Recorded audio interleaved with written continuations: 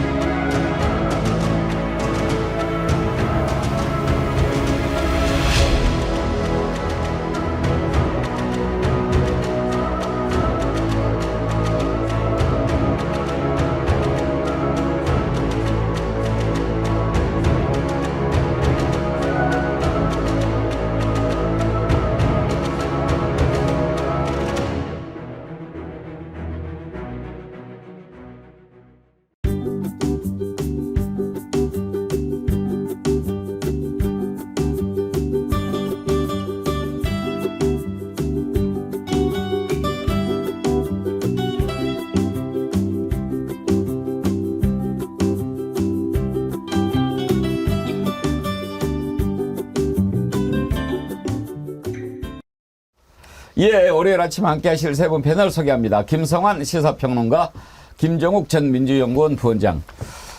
야, 그리고 오랜만에 뵙는 얼굴입니다. 김철근 개혁신당 사무총장 오셨습니다. 어서 오세요. 네, 안녕하십니까. 수고 많았죠? 많고 있죠? 네. 이제 내일 모레면 끝나네요. 예, 그 유세장에서 이렇게 열심히 노력하는 모습 봤는데, 이채양명주 얘기도 하셨다고요? 제가 이채양명주로 야, 유세 잘한다 이 소리 많이 들었습니다. 오, 예, 그래요? 예. 아, 진작 좀 보내드릴 건데 그랬네요. 아, 이 배티까지 달았으면 얼마나 좋았을까요? 그러게요. 아이고, 참.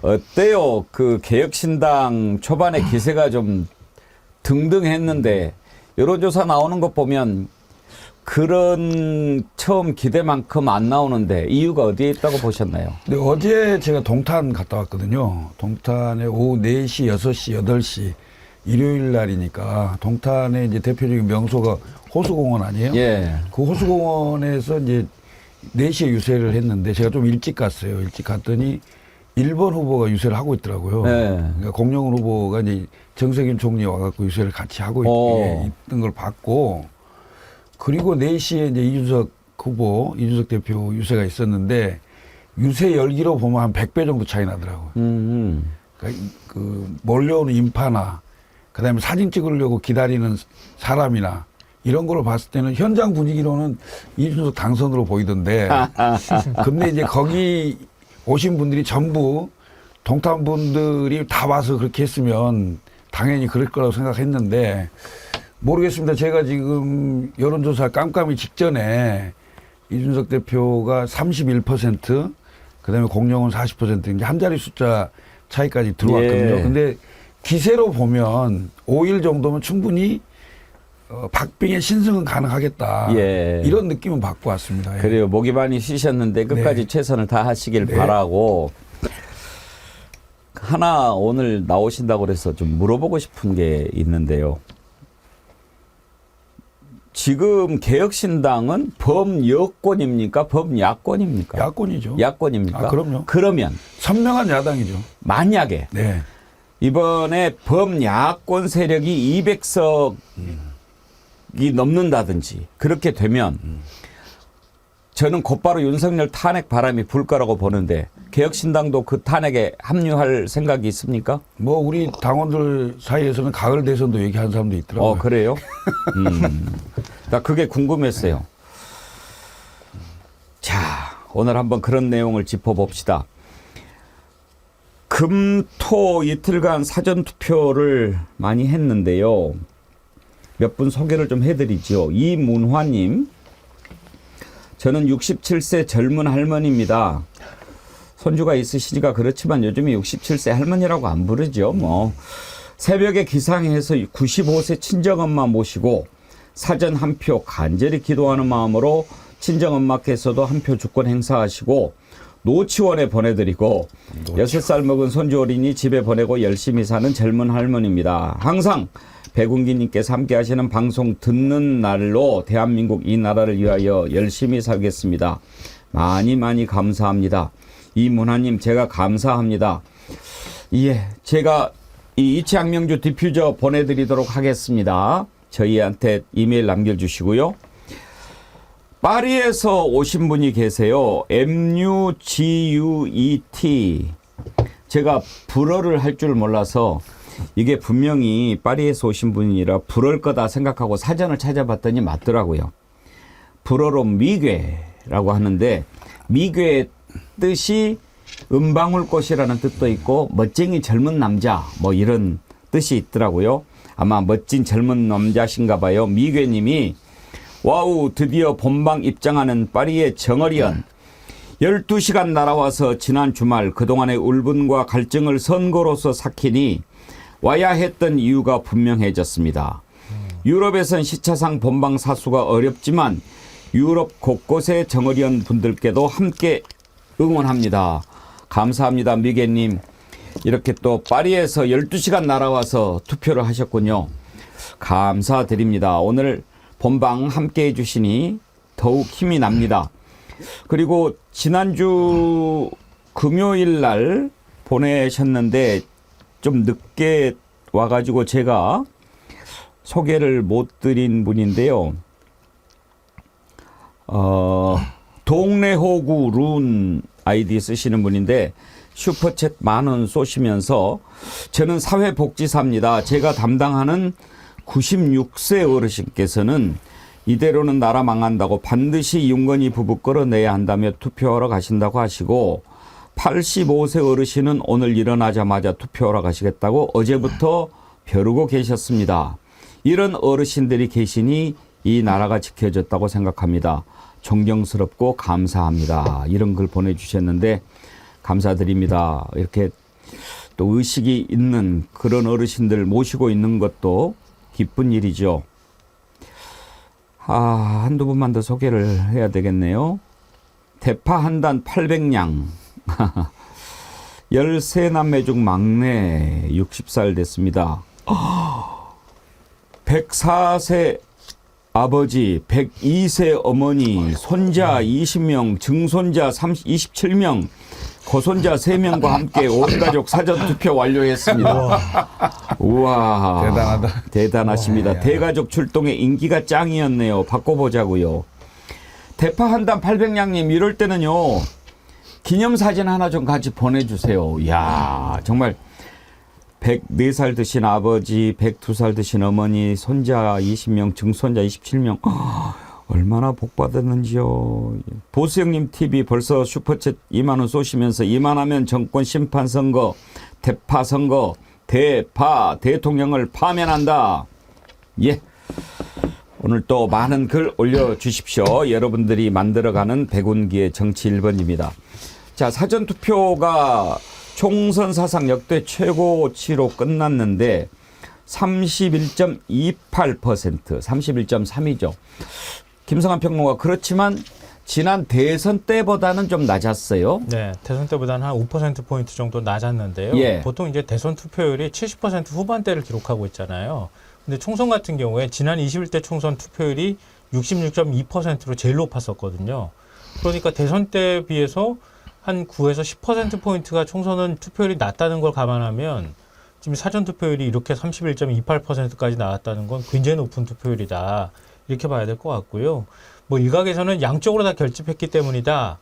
뭐 이렇게 얘기를 하면서 뭐 분석은 하는데 전 뭐 야당 심판론으로 결집했다는 얘기는 또 듣도 보도 못한 얘기라 보통 정권 심판할 때 가가지고 투표를 한다 이런 표현은 사용하는데 야당 심판을 하러 이렇게 많은 투표자들이 몰린다는 것도 좀 이해가 안 되고요. 얼마나 할 말이 없으면 그런 얘기 하겠습니까? 보통 중앙선관위가 조사를 하거든요. 그러니까 선거일 며칠 전에 그 지지할 정당을 결정하셨습니까? 이렇게 물어보면 보통 우리가 여론조사 공표 금지 기간 그 앞뒤로 그 최종 결정을 했다는 사람이 한 40%, 많게는 한 50% 가까이까지 되거든요. 그런데 사전 투표율이 31.28%가 나왔다는 얘기는 미리 마음 다 결정한 사람들이 그만큼 많다는 얘기예요. 이건 결국은 정권 심판론이 정권 심판 열기가 그만큼 뜨겁다 이렇게 해석하는 게 맞다고 생각합니다. 이번에 보니까 그 전국 최고가 전남이었고요. 전국 최저가 대구였어요. 전남 신안 같은 경우에는 전남이 41.19, 전남 신안이 50%가 넘었죠. 얼마예요? 54.81. 야, 뭐 절반 넘게 사전 투표를 했고. 근데 이제 대구가 25.60이에요. 달성이 22.88인데 김종국 본장 보시기에 이렇게 대구 쪽이 엄청 사전 투표율 낮은 이유는 어떻게 분석을 해야 할까요? 일단 대구가 전통적으로 사전 투표가 낮았던 건 사실입니다만 기본적으로 보수 내부에서도 보수에 대한 실망감들이 굉장히 광범위하게 펴졌다고 생각이 들어요. 그러니까 그 전에 문재인 정부를 심판한다고 막 나와서 투표하셨던 분들이 만들어놨던 정부가 2년 동안 한 꼴을 보니 자기가 봐도 창피한 측면들이 분명히 있는 거죠. 좀 그런 면에서 보수 내부도 지금 매우 힘들어하고 있다. 그러니까 그렇다고 예를 들면 지금 민당 뽑을 수는 없지만 국민의힘을 뽑자니 창피한 분들도 꽤 계신 것 같은데 그래도 이제 대구는 제가 볼 때 막판 본투표에서 많이 좀 투표를 하시는 경향들이 높을 거라는 생각이 들긴 합니다만 이번 투표가 지난 총선보다 66.2%보다 이제 사전 투표가 4.6%가 올라갔는데요.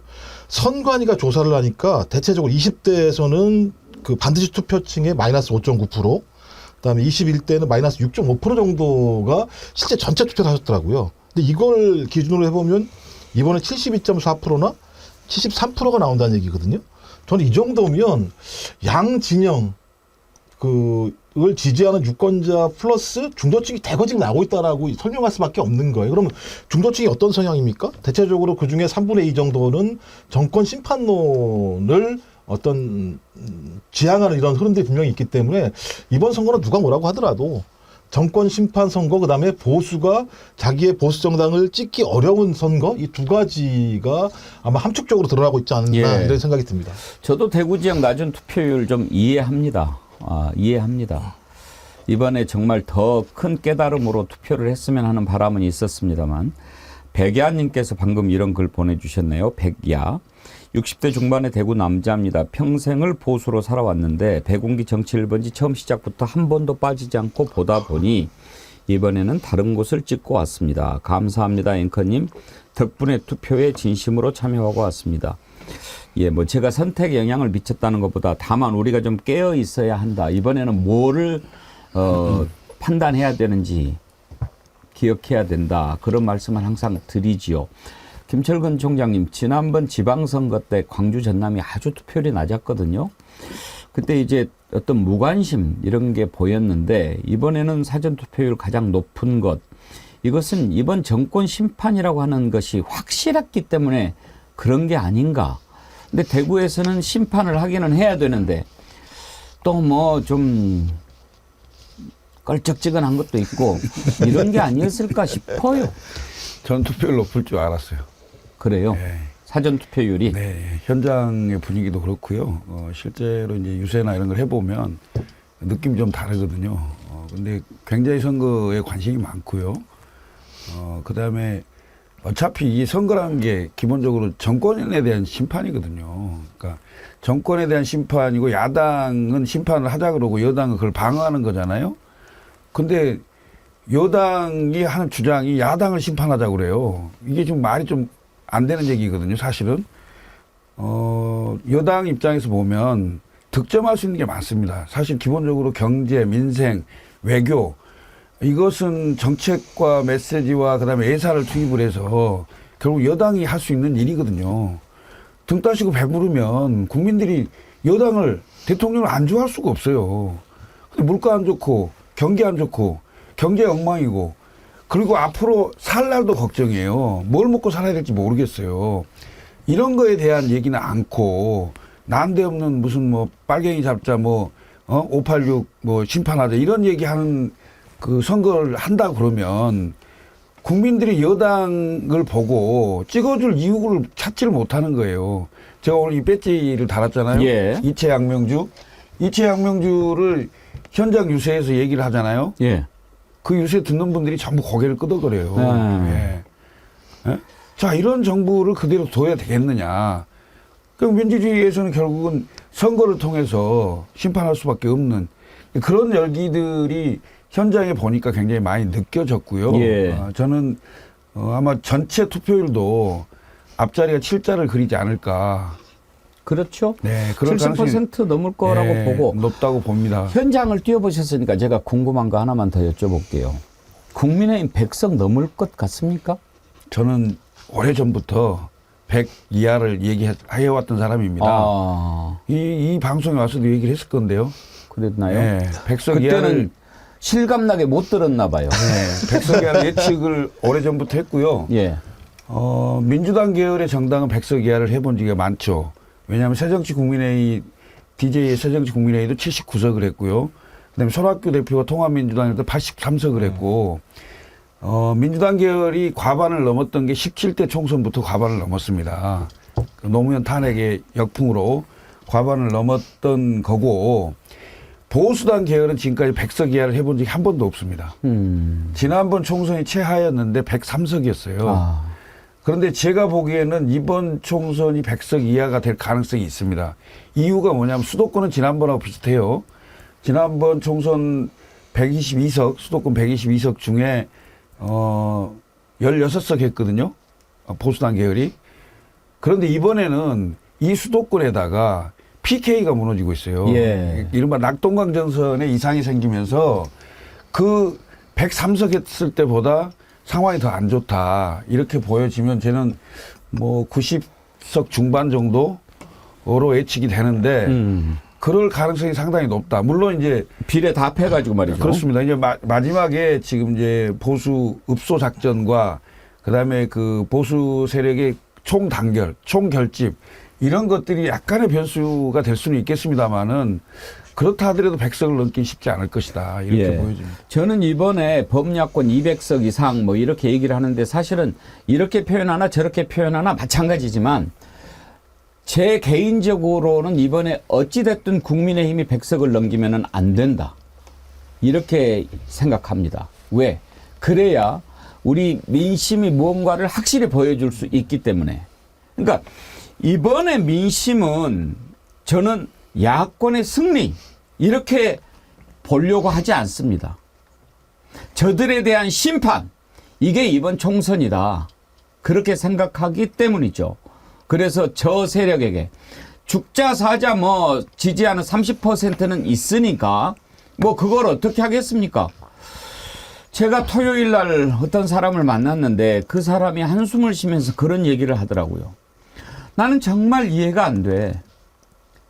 저 사람들이 태생적으로 그렇게 태어나고 그렇게 생각을 했다고 해왔다고 해도 이렇게까지 나라를 망치고 이렇게까지 잘못을 많이 하고 이렇게까지 의혹이 많은데 어떻게 거기에 표를 찍지? 어떻게 그럴 수 있을까? 이렇게 얘기를 하더라고요. 그렇죠? 참 이해가 안 되죠. 그런데도 저러는 사람들은 도대체 무슨 사람들일까? 정말 궁금하지요. 그런데 어쩌겠습니까? 그런 사람인데요.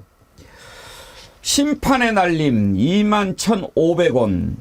요즘에 21,500원 또 슈퍼챗 보내주신 분이 많아요. 김성환 평론가님 어제 금요일 날 우리 얘기했죠. 215석을 기대하는 분들이에요. 네. 이분 판사님이신가? 주문 대통령 윤석열을 파면한다. 딱 이렇게 보내셨네요. 김 실장님 2만 원 슈퍼챗, 김미주님 10,000원 슈퍼챗 보내주셨는데 감사드리고요. 이번에 확실하게 정권을 심판해야 됩니다. 그런데 지금 이제 별별 짓을 다 하는데 그것은 조금 있다가 보고요. 아, 예, 그러세요. 좋은 하루님, 김철근 패널님, 목이 잠기니까 더 섹시하고 멋있는데요. 아까 어떤 분이 변함없이님인가요? 예, 변함없이님이 김철근님 오셨는데, 김철근 총장님 이번에는 꼭 국회에 입성하시기를 응원하고 그리 되시리라 믿었는데 너무 섭섭해요. 총장님은 더 하시겠지요. 그래도 다시 기회가 있습니다. 힘내시길 바랍니다. 정어리원들이 격하게 반깁니다. 그러셨는데. 아유, 감사합니다. 그래, 우리 정어리원들이 김철근 총장 많이 좋아하고 그런데 그 뭐하러 개혁신당을 갔어? 그렇다고 뭐 다른 데 갈 데가 있나요? 예. 자, 사전투표 관련해서 한 가지 좀 짚어볼게요. 하여튼 뭐 좀 상식적으로 뭐 좀 되는 얘기를 했으면 좋겠어요. 이것들 하는 거 보면은요. 지난 3일인가요? 민주당의 김민석 총선 상황실장이 이번 사전투표율 어느 정도다 이렇게 예상을 했어요. 근데 딱 맞아 떨어진 거죠. 그러면 야, 분석 대단하네 이렇게 얘기를 해야지. 야, 수상해 이렇게 생각합니다. 이게 정상입니까? 한번 그거 좀 잠깐 짚어봅시다. 김민석 실장이 4월 3일 날 예견했던 내용을 들어보시죠. 민주당은 총 투표율 71.3%, 사전 투표율 31.3%를 목표로 노력하겠습니다. 자, 이제 사전 투표율은 31.3% 쪽집게로 딱 맞췄죠. 이제 최종 투표율까지 맞으면은 어떻게 될지 모르겠는데 이렇게 맞으니까 황교안 참 아직도 정신 못 차렸어요. 황교안 전 자유한국당 대표가 SNS에 글을 올렸어요. 이게 과연 우연일까? 그러면 뭐예요? 그러면서 의심스럽다는 거예요. 아니, 김성환 평론가, 지금 선관위가 민주당 소속입니까? 예? 아니 그 선관위를 그렇게 드자비를 했던 거 아니에요. 선관위 우리 사람으로 바꿔놓겠다고. 그래가지고 뭐 물론 여러 가지 비의혹이 있으면은 뭐 감사도 할 수 있고 수사도 할 수 있겠지만 감사운동원에서 사상 최초로 선관위를 감사를 하겠다고 덤볐던 거예요. 근데 사실 중앙선관위원회라고 하는 곳이 선관위원장도 판사 출신이잖아요. 법을 모르는 사람들이 아닌데 선관위를 감사원이 감사하겠다고 하면 이건 중립성을 해칠 수 있다. 이래서 반대를 했는데도 불구하고 어거지로 막 들어갈 정도였단 말이에요. 그렇게 하고 난 다음에 이번에 한동훈 위원장도 우리가 다수 개표 작업할 수 있도록 해놨으니 걱정하지 마십시오. 이렇게 했는데 이 수치를 민주당에서 만들 수 있다고요? 이거 어떻게 만들어요, 이거를? 자기들이 다 할 수 있는데. 그러면 김정 원장님 뭐하러 투표해요? 아니, 어떻게 그걸 과연 우연일까 이렇게 의심을 할 수가 있죠? 그러니까 제가 볼 때는 상식적이라면 왜 투표율이 높은 거지? 이걸 고민해야 되잖아요. 당연하죠. 그걸 왜 맞추지가 뭐가 중요한 거죠? 그리고 과학적 데이터를 가지고 서로 분석할 수 있는 측면도 분명히 있는 건데 자기들이 한 짓을 생각해 보라고요. 부울경 가서 생각을 해보십시오. 119대 29예요. 엑스포가. 이걸 기억하면 부산에 있는 사람들이 화가 안 나겠습니까? 응징을 안 할 수가 있겠습니까? 그다음에 대전 가서 R&D 예산 다 작살냈잖아요. 대통령이. 그러니까 대통령이 가서 한 행동을 하나도 고민하지 않고 황교안은 과거의 관성처럼 맨날 그러니까 어쩌면 선거 패배에 대한 본인의 마지막 생존 방법이 야 저거 부정투표야라고 하는 방법밖에 없는 거죠. 그러니까 저는 이런 식의 발상 자체를 보면서 저쪽이 지금 완벽하게 지금 멘붕 상태에 빠져 있구나. 어떤 형태로든지 지금 선거를 이기려고 하는 것이 아니라 선거가 끝나고 난 다음에 자기가 어떤 위치를 통해서 자기의 책임을 전가하거나 어떤 권력에 유리한 포지셔닝을 잡거나 이런 것에 지금 다 몰두하고 있다는 생각이 들었어요. 더 중요한 부분들은 뭐 제가 이런 제안을 해봤자 듣진 않겠습니다만 왜 저렇게 투표율이 높은지에 대해서 정확하게 파악해서요. 돌아다니면서 고개 숙이면서 반성하고 읍소해도 안 될 판이라는 생각이 들기 때문에 제발 부탁입니다만 남은 이틀 동안 좀 정신 좀 차리세요. 진짜 한심하네요. 말이 돼요? 왜냐하면 이분이 그냥 일반 시민도 아니고 예. 일국의 총리를 하고 법무부 장관을 했던 사람이잖아요. 대통령 권한대행을 권한대행도 했어요. 했고요. 근데 이게 말이 되는 얘기입니까 지금? 예? 아니 그러면 그게 맞았다. 그것이 의심스럽다. 그래 어쩌자는 거예요. 무효? 부정선거. 부정선거? 네. 벌써부터 지금 부정선거 한 자락 깔아놓자 이거죠. 그렇죠. 예. 그럼 윤석열 정부가 부정선거한 거죠. 그렇죠. 뭐. 그러니까 투표 결과 나오면 그거 부정할 겁니다 아마. 좀 이해는 되네요. 저는요 사실 김민석 실장이 31.3% 예견했을 때 마음속으로 조금 아쉬웠어요. 이 정권 심판에 대한 우리 국민들의 열망을 생각해 봤을 때 정말 별일 다 그만두고 투표장에 달려갈 거라고 생각을 해서 사전 투표율이 40% 넘을 거라고 사실 내심 기대를 했거든요. 그런데 겨우 31.3 기록은 좋지만 뭐 그래도 더 올라야 되는 거 아닌가 했거든요. 근데 그걸 의심을 해? 의심하고도 남을 거예요. 내 구조가 달라요. 그러니까 제가 볼 때는 이제 부정선거라기보다는 대통령의 아주 그 기획된 게 아닌가. 이 당을 뽀개버리겠다라고 얘기했었잖아요. 본인 후보일 때. 도처에 돌아다니면서 875원 합리적이라고 얘기하고 있고 이체하면 다 만들어 놓고 그러니까 거기에 분노와 민심이 그렇게 예를 들면 밖에 나와서 투표장에서 자기의 모습들을 보여주는 거기 때문에 저는 그러니까 이 정부 사람들은 민주주의를 진짜 모르는 것 같아요. 그러니까 분노와 응징 투표가 얼마만큼 많은 사람들을 투표용으로 나오게 하는지에 대해서 그렇다면 분노하지 않게 뭘 해야 되는지에 대해서 고민을 해야 되는데 그것을 안 했기 때문이라는 사실도 자기들이 직시하지 못하는 거죠. 전 이대로 좀 쭉 갔으면 좋겠습니다. 저는 사실 민주당이 약간 숫자 가지고 장난쳤을 수도 있다고 생각해요. 왜냐하면 이렇게 조사를 해봤는데 31.2가 나올 수도 있고 31.4가 나올 수도 있어요. 그런데 이왕이면 31.3이라고 발표하자. 왜? 31.3, 13이잖아요. 그래야 이제 민주당 숫자가 되니까. 그래서 31.4래도 31.3으로 가 했는데 맞아 떨어졌을 수도 있는데 어찌됐든 절묘하게 31.3이 나오니까 민주당 13이 계속 돋보이는 거잖아요. 방금 전에 또 저렇게 31.3 맞췄다고 황교안 대표가 뭐라고 그러니까 죄송합니다. 사전투표율 조작설에 휘말렸습니다. 31.3 화이팅 이렇게 김민석 실장 글에 올리잖아요. 오히려 또 한 번 더 31.3, 13을 각인시켜주는 그런 기회를 주는 거예요. 애기 모질이더라. 정말 저런 걸 모질이라는 말 전라도만 쓰는 건 아니죠. 정말 저건 다 알아먹을 거예요. 저건 모질 중에 상모질이라고 그래요 우리가. 또 하나 그래 그러면 선관위가 만약에 민주당이라고 하면 왜 대파를 못 가지고 들어가게 합니까? 대파를 갖고 들어가면은 이거 어긋납니다라고 막는다는 거예요. 그래서 일부러 대파를 들고 들어가는 분들이 많아요. 몇 가지 사진들 좀 보여주실래요? 대파 인증샷들 막 나오는데 자 어떤 분은요 가방에 대파를 딱 붙여갖고 가기도 하고 대파를 못 갖고 들어간다 그러니까 대파를 썰어가지고 이렇게 가방에 갖고 들어가는 분도 계시고 저 파 모양으로 만들어서 사진을 찍는 분도 계시고 그림을 잘 그리시는 분은 가방에 저렇게 딱 대파를 그려가지고 또 사진을 찍기도 하고 저건 정말 보고 웃겼어요. 쇼핑백에 디올백이라고 써있지.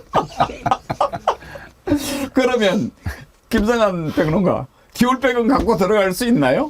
그러니까요. 갖고 들어가면 뭐라고 그러겠어요, 저거를. 그러면은 그러니까 검문 저 투표하러 들어갈 때 우리 가방이나 이런 거 다 갖고 들어가잖아요. 근데 저걸 또 얼마나 웃긴지 모르겠는데 근데 제가 투표율 얘기하면서 지금 굉장히 재밌는 걸 발견했어요.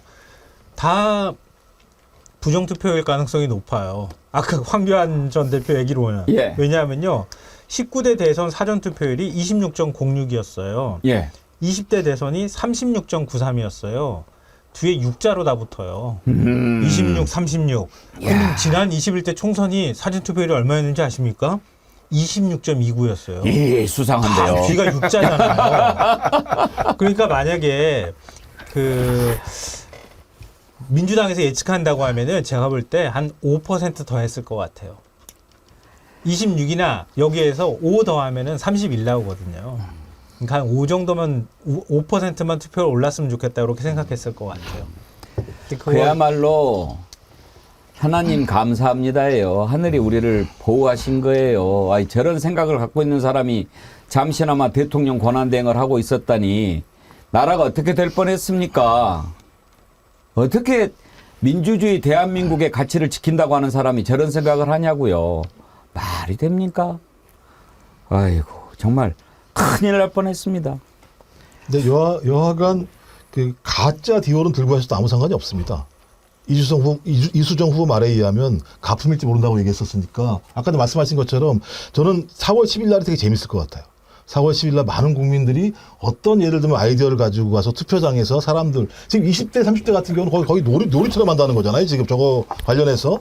그러니까 투표가 효능감이 있는 거죠. 야, 나의 분노들을 표출해서 권력을 갖다 완전히 이게 유린해버리는 일들을 벌이게 되니까 행복함을 느끼는 거예요. 그 과정에서. 저는 그 행복함이 계속 번져서 4월 10일 날, 야, 저는 아까 저기 화면에 나와 있는 것처럼 저 다양한 국민들의 센스, 해학, 유머 이런 것들이 퍼져서 효능감 있는 선거. 아, 국민, 주권자가 응징하면 세상이 바뀌는구나라고 하는 걸 좀 느껴보는 찬란한 4월 10일이 됐으면 좋겠습니다. 예. 그동안에 선관위를 장악하겠다고 그렇게 노력했는데 희한하게 장악한 거예요. 제가 보니까. 왜냐면 선관위가 내부에 적인 거예요. 그러니까 선관위가 가만히 내버려뒀으면 될 거를 일을 키워놨잖아요. 그럼 만약에 가짜 디올이 안 된다고 하면 진짜 디올은 되는 거예요? 진짜 디올은 그냥 갖고 들어가도 되는 거잖아요. 원래부터. 그걸 누가 뭐라고 하겠어요. 그럼 가짜 디올도 못 잡는 거지. 아 정말 아주 저 대파 그림 또 디올백 보면서 김진홍님 이렇게 재치 있는 국민들이 대한민국 국민입니다. 그렇죠? 그렇죠? 김진홍님 제가 이채양명주 디퓨저 보내드리도록 하겠습니다. 자유인님께서요. 자유인 국민의힘으로 사자성어를 만들어서 보내주셨는데 소개를 한번 해드릴까요? 김종국 원장님 운 좀 떼주세요. 저 그 말 하고 싶지 않은데요. 따로따로 쪼개서 해보세요. 쪼개가지고 국민에게 억압과 실망을 안긴 민주주의가 무엇인지 의로운 국민들이 힘을 내어 이채양명주로 심판한다. 아주 국민의힘을 두 번 작사를 내네요. 예, 자유인님께서도 이채양명주 디퓨저 받을 자격이 있으십니다. 자유인 쓰시고요. 그러니까요. 자유에 대해서 대통령 윤석열이 처음 취임할 때부터 본인이 무슨 뜻인지도 모르고 자유 지금도 계속 해대는데 혹시 김성환 평론가 BBC 가보셨나요? 영국에? 아니 직접 네. 가보진 못했어요. BBC 이렇게 딱 가면 입구에 조지 오웰 그 동상이 딱 서 있어요. 담배 딱 이렇게 손에 들고. 근데 이 조지 오웰의 그 명문을 BBC 입구에다가 딱 이렇게 영어로 써가지고 놔뒀는데 무슨 문장이냐면 자유란 다른 사람이 싫어할 말을 할 권리다.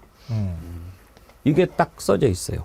그러니까 BBC는 두 가지 캐치프레이즈가 있는데 하나는 자유란 다른 사람이 싫어할 말을 할 권리다. 그다음에 우리는 누구의 편도 들지 않는다. 딱 이게 BBC인데 자유가 무슨 뜻인지도 모르는 자가 자유 얘기하면서 다른 사람이 싫어할 말을 할 권리라고 하는 그 자유를 못 듣게 하려고 너는 비행기 타지 마, 너는 꺼져, 너 문 닫어 이렇게 하고 있는 거예요. 자유라는 말을 하지나 말든지.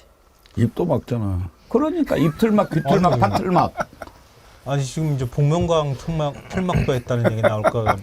그거는 틀막은 아니고 MBC가 네. 자체적으로 그렇게 했다는 거예요. 이번에 복면가왕 9주년인데 네. 이제 9주년 하면 이제 구자가 자꾸 생각나가지고 또 시비를 걸까봐 뭐 자체적으로 안 하기로 했다라고 하는데 저는 그게 MBC가 한 수 더 노린 것 같아요. 지난번에 일기예보 날씨 할 때 일자 가지고 시비를 걸었잖아요. 네. 그걸 또 다시 상기시키는 거지. 오히려 그런 수 같아 보이기도 해요. 너네들 그러면 굳자 안 할게 그러려고 하는 것 같기도 하고. 근데 이제 가장 큰 문제는 KBS입니다. KBS 일방송이잖아요. KBS 9시 뉴스잖아요. 웃잖아. 그 오늘 내일 방송 어떻게 할지 큰일 났네. 모르겠어요. 그러니까 KBS 방송하지 말아야 돼. KBS 1TV를 9시에 한다고? 9시 뉴스도 하잖아요. 또 KBS 9시 뉴스 이렇게 하잖아요. 이거 야 이거 골 때린다 이거. KBS 그러면은 방송 1TV는 없애고 그렇죠, 그렇죠. 2TV를 하고 그죠, 그죠. 2TV를 오후 2시에 주요 뉴스를 하면 되겠네. 예, 그렇게 하면 제가 2분만 하면 되겠네. 예. 그래서 KBS가 지금 혼란에 빠졌다. 그 사장이 아직 뭔가를 잘 모르네. 그러니까 이게 다 내부의 적이에요, 지금. 그 애초에 일본 그거 미세먼지 그거 징계 안 줬으면 이런 일이 없는 거잖아요. 그렇게 하기 때문에 우리는 못 하는 거다 이렇게 얘기하면 뭐라고 얘기하겠어요. 뭐 내부에서도 무슨 보수노조에서 이거 일부러 계획한 거다 이렇게 또 얘기하고 반발하고 그러고 있다던데 애초에 징계 안 줬으면 됐잖아요. 오히려 선거방송보도 심의위원회에서 MBC 관계자가 아 이거 아니다 이렇게 항의를 하니까 막 꾸짖었다는 거 아니에요? 징계 주면서 정신 차리라고. 그랬으니까 이렇게 하는 이런 결과가 나오는 거고요. 그리고 선관위도 마찬가지예요. 선관위가 그거를 저 투표장에 갖고 들어갈 수 없다고 파를 갖고 들어갈 수 없다고 하니까 이런 사태가 벌어지는 거잖아요. 근데 더 어이가 없는 건 국민의힘이 지금 선거를 못 한다는 걸 보여주는 게 국민의힘이 바쁠 성격으로 선관위에 또 질의했다는 거 아닙니까? 뭐 일제 샴푸나 유저 표창장은 갖고 들어갈 수 있느냐 없느냐 물어봤다는데 이게 바보 같은 짓 있잖아요. 그럼 또 대파가 또 기억날 거 아닙니까? 선거를 못 하는 거예요. KBS 1TV 9시 뉴스를 어떻게 한대요? 진짜 이 큰일이네. 지금 어떤 분들은 야구도 이제 구애하지 말아야 된다고요. 아니 8회까지만 해야 된다. 구자를 어떻게 하나? 구자를 빨간색으로 해야 되나? 아이고 참 다 이렇게 돌아갑니다. 돌아가요. 자 이제 마지막 남은 동안 할 게 뭐가 있겠어요? 뭐 한동훈이 생일이나 외치고 있을까요? 아니 그렇다고 아니 김정일 총장님 나 아침에 방송 보다가 저 정말 왜 저래 내가 어디라고 얘기는 않겠어요. 너무 부끄러우니까. 전에 있던 방송 아니에요? 아니 세상에 그 앵커라는 자가 4월 10일이 총선이죠. 그 하루 전날은 무슨 날인 줄 아세요? 그래요. 그래서 4월 10일 총선 하루 전날 무슨 얘기를 하려고 저러지? 한동훈 위원장 생일이에요. 어쩌라고. 그러면서 그냥 지나가도 문제가 있을진데 패널들한테 또 얘기를 시켜. 의미가 뭐냐고. 아, 이게 뭐 김일성, 김정일인가요? 김정은인가요? 너무 한심하네요. 정말. 한동훈 2부야? 야, 이거 왜 그래요? 그렇게 하면 뭐 어떻게 돼요? 이게 이제 국민의힘이 할 수 있는 한 가지 남아 있죠. 우리가 보통 선거 임박했을 때 무릎 꿇고 엎드려 절하는 예. 그 사진 한 장 남아 있는데 아마 그렇게 하지 않을까 싶어요. 딱 그거는 예. 항복 선언이죠. 예. 예, 패배 선언인데 지금 벌써 시작했어요. 읍소 작전. 이제 와서 반성하면 뭐하니? 진작 잘하지. 예? 잘해도 될까 말까 한데. 근데 이제 이번에 나와서 살려주십시오 하는 사람들이 다 4선 이상 중진들이에요. 권성동, 나경원, 윤상현 한번 줄줄이 뭐라고 얘기하는지 들어봅시다. 존경하는 국민 여러분, 현재 민주당을 비롯한 야당 세력은 극단주의자들의 연합체입니다. 위선의 극단, 정쟁의 극단, 이념의 극단입니다. 이들이 국회 다수 세력이 된다면 오직 당리 당량만 개선하며 온갖 악법을 날치기로 통과시키는 것은 물론 대통령 탄핵까지 실행할 것입니다. 이들이 만들어갈 시대는 다름 아닌 극단의 시대인 것입니다. 극단주의 세력에 맞서 미래를 준비할 수 있는 현실적 대안 역시 국민의힘밖에 없습니다. 국민 여러분들께서 정말 정부와 여당을 질책하고 싶어하는 그 심정 저도 이해합니다. 그러나 여러분, 질책한다고 앞으로 이 정부가 잘할 것이다. 여러분, 국민 여러분, 이번에 질책하셔서 국회가 야당이 180석, 야당이 200석을 가지고 간다면 저희 정부가 식물 정부인 것을 넘어서 이제 국회는 탄핵 운운하는 난장이 되고 말 것입니다. 국회는 자유 대한민국의 그 근간을 흔들고 싶은 그런 개헌의 욕구로 또다시 난장이 되고 말 것입니다. 국민 여러분, 간절하게 호소합니다. 저희 국민의힘에게 정말 한 번만 기회를 더 주십시오. 제가 그래서 참 꼭 호소드리고 싶은 게 있습니다. 우리 국민 여러분이나 리출 주민 여러분들께 정말로 저희가 밉다고 해서 참 정말로 야당에게 일방적으로 국회를 맡기는 것은 정말로 한번 다시 생각해 주십시오라는 부탁의 말씀을 드립니다. 정부와 의회가 서로를 인정하지 않고 맨날 대결의 정치, 막장의 정치로 가는 모습, 이 모습을 절대로 보여서는 안 된다. 여야가 평행선을 달리는 그런 구조가 돼서는 안 된다. 이게 일방 독재, 의회 독재의 한 형태다. 그래서 제발 여야 간에 균형을 맞춰달라는 말씀을 드립니다. 택도 없는 소리 하지 마세요. 여야 간의 균형을 맞추면 안 됩니다. 그리고 지금 이제 자기들이 벌써 겁나서 탄핵 운운하는데 제대로 봤습니다. 탄핵해야 됩니다.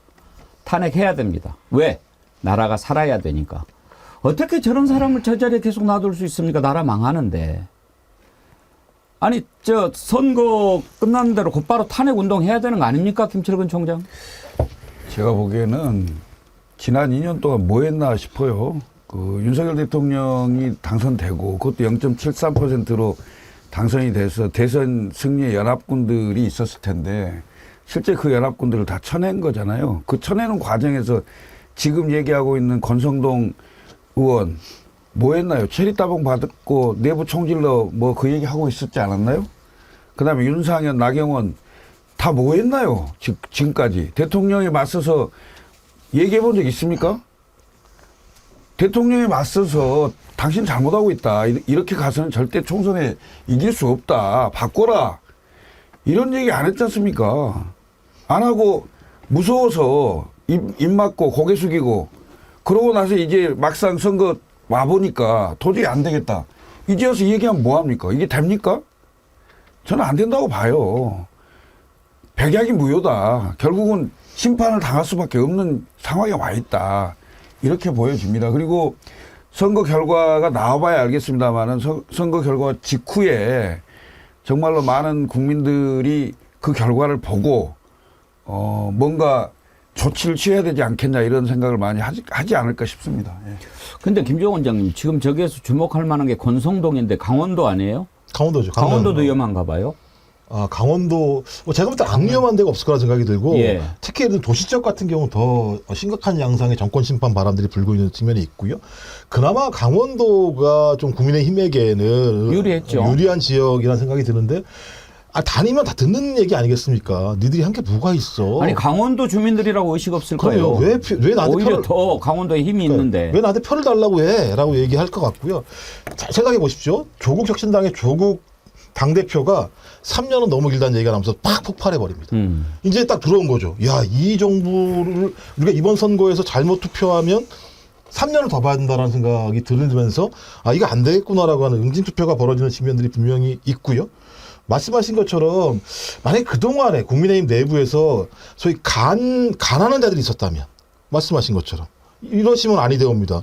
어떻게 국민들의 60%가 부정적으로 평가를 하고 있는데 한 번도 방향을 바꾸시지 않습니까? 라는 사람은 아무도 없고 온갖 간신배들만 지금 주변에 있었던 거 아닙니까?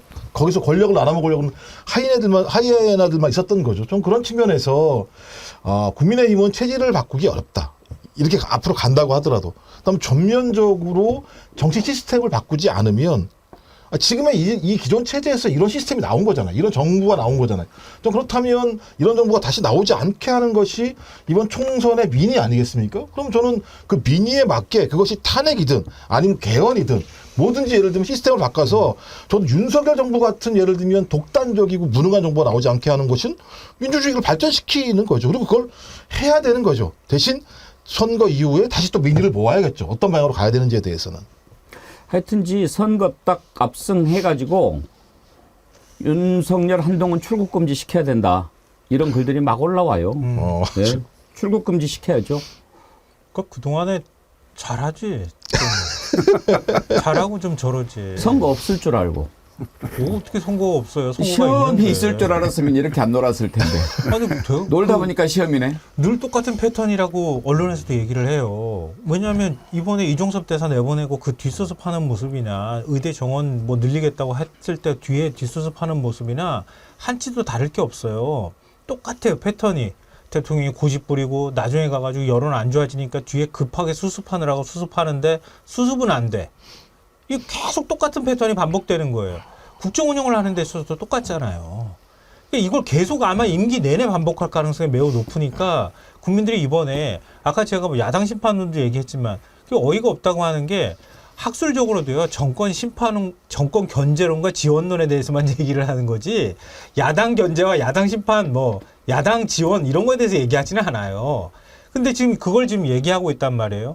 그럼 평상시에 잘하면 되는 거고, 잘하지 못했기 때문에 국민들이 나와서 표로 심판하겠다고 얘기하는데, 이 야당이 의석을 많이 가져가면, 뭐, 불행해지고, 뭐, 거기서 균형을 찾아주고, 이런 얘기 다 뒤늦게 해봐야 무슨 소용이 있습니까? 막 불쌍한 척 못 봐주겠어요, 솔직히. 누군지 말 안 하겠지만 막 머리 흐트리고 나와가지고 막 불쌍한 척 막 애원하는 거 참 보기 안 좋아요.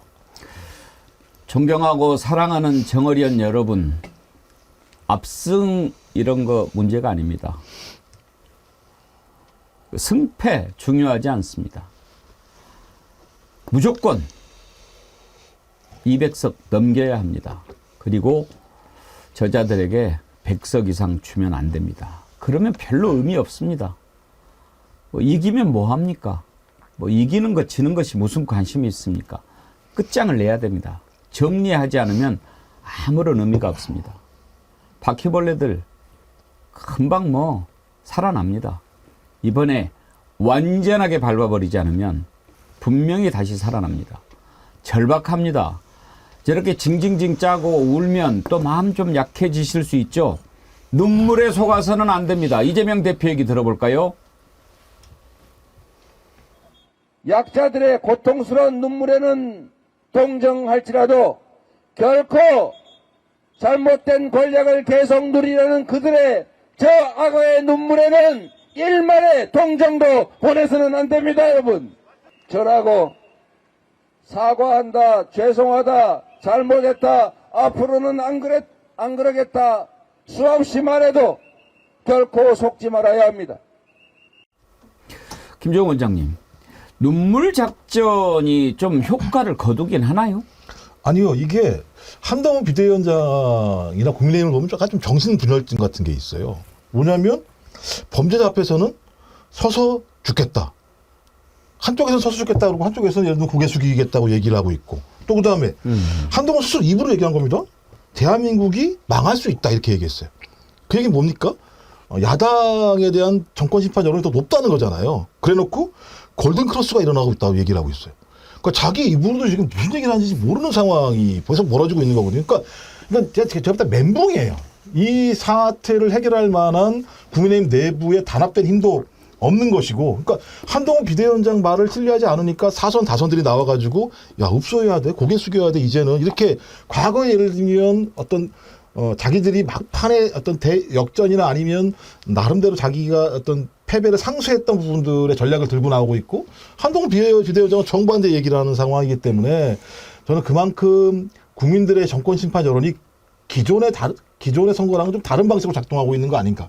그러니까 어떤 맥락도 잡아내지 못하고 어떤 대안도 만들지 못하고 거기에 대한 메시지도 만들지 못하는 상황으로 벌어지고 있기 때문에, 그래서 제 친구이자 평론가인 공희준 평론가가 하는 얘기 뭐냐면 예. 단풍 대선 얘기하더라고요. 네, 단풍 대선. 단풍 대선이라는 게 이제 10월, 11월, 늦으면 12월까지도 단풍이 있는 건데, 그 얘기가 나온다는 건 국민들이 투표하는 행위가 정권 심판을 넘어서 어떤 그런 궁극적인 어떤 예를 들면 정권의 교체까지도 예를 들면 바라는 흐름들이 있다라고 하는 것을 반영하는 거기 때문에 지금 같은 방식의 읍소 전략이나 아니면 자기 지지층 결집 방식으로는 문제 풀기가 어려운 상황이 됐다. 저는 그걸 좀 반영한다는 생각이 들어요. 근데 이게 읍소 전략을 쓰기 시작한 게 2014년이에요. 예. 아마 많은 분들이 기억하실 거예요. 4월 16일 세월호 참사가 발생하고 난 다음에 그 2달 정도 뒤에 지방선거가 있었거든요.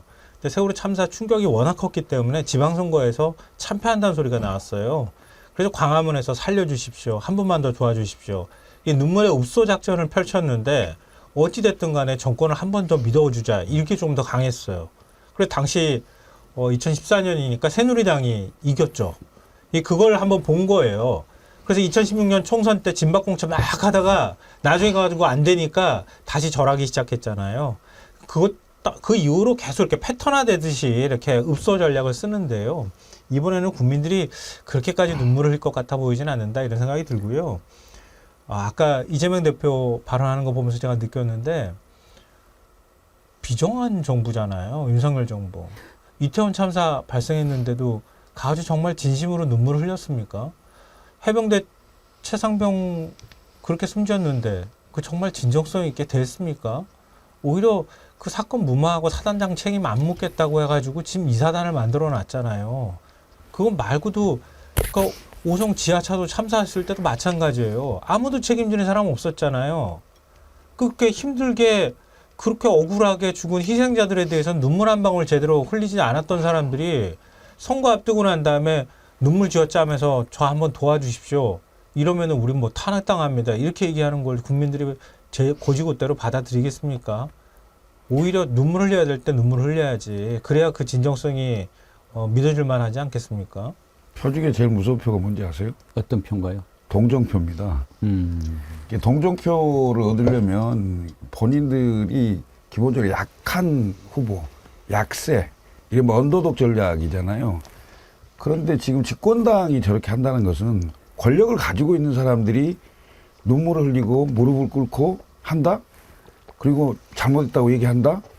그건 국민들이 기본적으로 받아들이지 않을 거예요. 왜냐하면 집권당이라는 게 기본적으로 권력을 가지고 그다음에 예산과 모든 걸 가지고 있는 그런 세력 팀이잖아요. 그러면 성과를 보여야 되죠. 우리는 이런 걸 했습니다. 라고 증명을 해야 되는 사람들이죠. 그런데 마치 본인들이 약체이고 그다음에 그 야당이 거대한 뭔가 거대한 악처럼 얘기를 하고 그러면서 자기들 도움을 청하기 위해서 무릎을 꿇는다? 오히려 제가 보기에는 패배를 인정하고 더 표가 더 날아갈 가능성이 높다 이렇게 보여져요. 왜냐하면 먹히질 않을 거예요. 그러니까 저들의 눈물이 왜 거짓이냐면요. 저는 우리 국민들이 이제 다 아시지만 그래도 제가 정리를 한번 하겠습니다. 만약에 지금까지 잘못한 것을 인정하고 이렇게 하겠습니다라고 얘기를 하면 믿을 구석이 있습니다. 한 가지만 예를 들어봅시다. 김건희 문제. 지금 선거가 이제 시작이 이미 됐잖아요. 그런데 그 전에 단 한 번이라도 김건희 문제에 대해서 대통령이 이야기했습니까? 잘못했습니다, 국민 여러분. 이건 정말 제가 관리를 잘못한 겁니다. 이제부터 이렇게 하도록 하겠습니다. 얘기를 했습니까? 겨우 KBS 불러가지고 박절하지 못해서 매정하게 할 수 없어서 이렇게 한마디 하고 그냥 가만히 있잖아요. 그리고 김건희 그냥 안 보이는 겁니다. 안 보이게, 안 나타나게 하는 겁니다. 사전투표 때도 듀얼백 들고 나타나는 거 못하게 그냥 혼자 가서 부산 가서 찍는 겁니다. 이건 뭡니까? 잘못했다라고 하는 것을 인정을 하지 않는 거지요. 그냥 국민들 눈 가리고 속이고 이때만 넘어가자라고 하는 겁니다. 이걸 속으면 되겠습니까? 그러면 어떻게 됩니까? 4월 10일 6시 땡 이후에는 마음대로 할 거예요. 그걸 못하게 해야 된다는 겁니다. 우리가 절박해요. 이걸 지금 뭐 조금 이기고 있다. 뭐 이렇게 되면은 뭐 우리가 뭐 시원하다. 그거 가지고 안 된다니까요. 뭘 하나라도 잘못했다고 인정했냐고요. 정말 반성했다면 제가 정말 잘못했습니다. 지금이라도 이태원 유족들 찾아가가지고 손잡고 눈물 흘리면 그러면 좀 변할라나? 단 한 번이라도 눈물 흘립니까?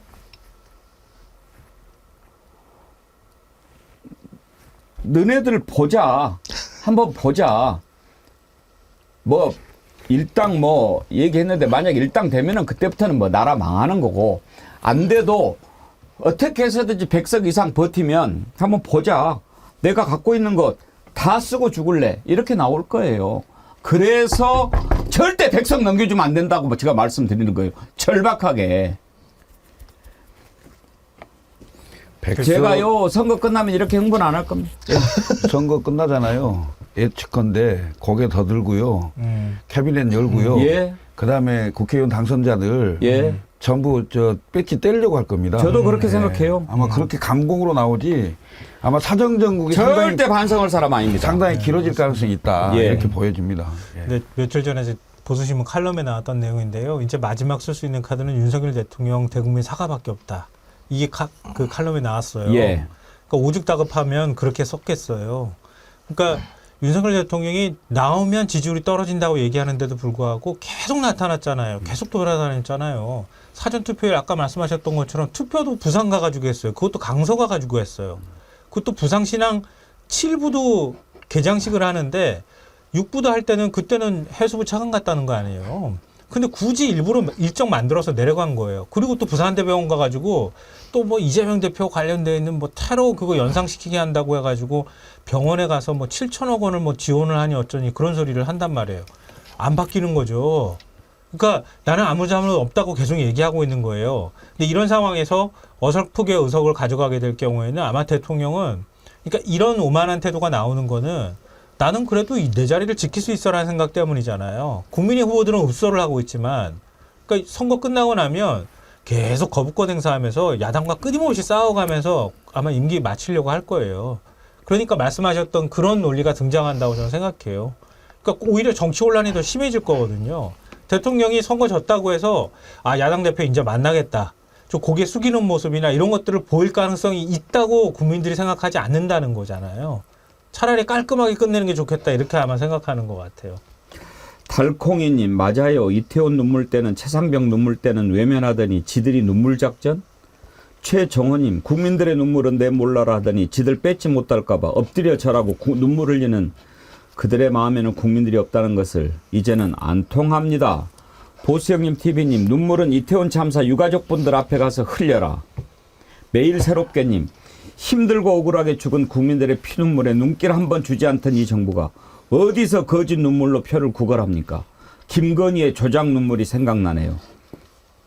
조작 눈물? 그때도 눈물은 안 흘렸어요. 고개만 숙였지. 원래 눈물이 없는 것 같아요. 제가 보기에는. 박진영님 슈퍼챗을 10만 원이나 보내셨네요.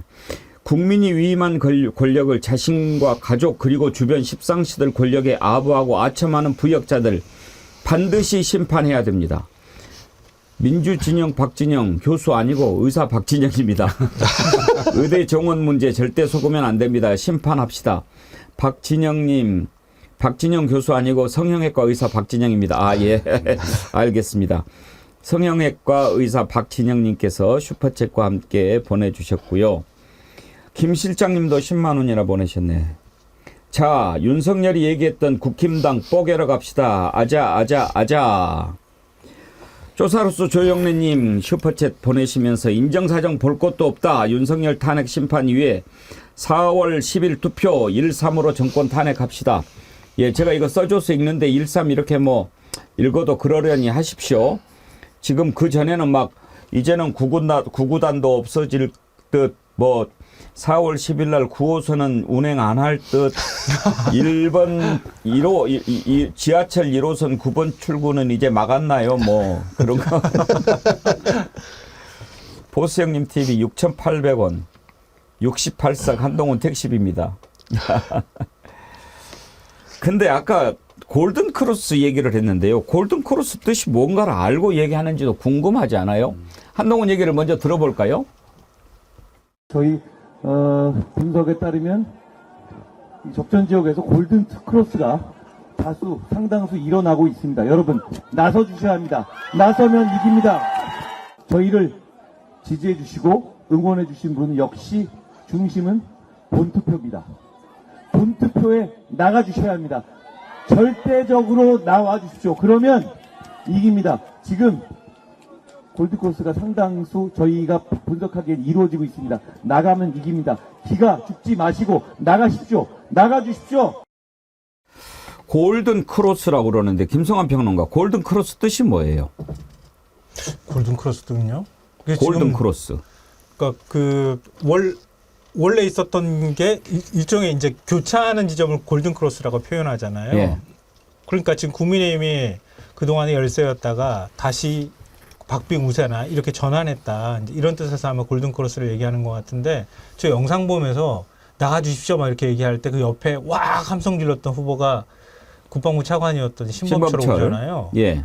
우리 대사는 어디서 호주 대사는 어디서 뭐 하는지는 좀 알고 계시는지 모르겠네. 그 얘기를 하면서 와 하는데 저는 신범철 전 차관밖에 안 보였어요 눈에. 골든크로스라고 얘기를 하는데 골든크로스가 되려나 모르겠지만 하여튼 뭐 국민의힘은 그렇게 보는 것 같아요. 그러니까 막판 보수표가 조금 결집하면서 지금 서로 교차 지점이 만들어져서 다시 국민의힘의 일부 지역에서 좀 판세를 뒤집는 현상이 나타난다 이렇게 기대를 좀 하고 있는 것 같아요. 우리 판세 분석 결과를 보면 원래는 한 50석에서 55석 그 지역으로 보면 그게 초박빙이라고 얘기했는데 그 지역이 한 10개 정도 늘어난 것으로 지금 보고 있는 것 같아요. 아니 골든크로스라고 그랬으면 그 전에 진 적이 있었다는 거잖아요. 언제 지네들이 졌다고 이야기했어요, 김철근 총장님? 그러니까 제가 보기에는 그 지역을 쭉 보니까 예. 원래 보수가 강세 지역이었던 데가 접전 지역으로 바뀐 게 많아요. 아까 박빙 경합 이런 얘기만 했지 언제 졌다고 얘기했냐고요. 근데 그러니까요. 골든크로스는 무슨 골든크로스야. 이게 졌어야 골든크로스가 되는 거죠. 지다가 이기는 게 골든크로스죠. 그러니까 언제 졌다고 얘기했냐고요. 고백하는 거지 이제. 이게 졌다고 본인들 분석으로는 실제로 많을 거예요. 진 지역이. 그런데 지금 그 200석 얘기하면서 이래서는 좀 곤란하지 않냐 이렇게 생각하는 일부 보수층들이 있을 수 있어요. 그래서 보수 결집이 일부 있다고들 합니다. 분석을 해보면. 그런 차원의 얘기인데 저는 그렇다 손 치더라도 수도권이 지금 서울이 48개, 경기도가 60개, 인천이 14개 이렇게 되잖아요. 네. 그러니까 122개인데 여기에 지난번 총선에서 보수 세력이 16석을 했단 말이죠. 서울 8개, 경기 7개, 인천 1개 이렇게 16석을 했는데 그 수준을 크게 벗어나기 어려울 거라고 저는 보여져요.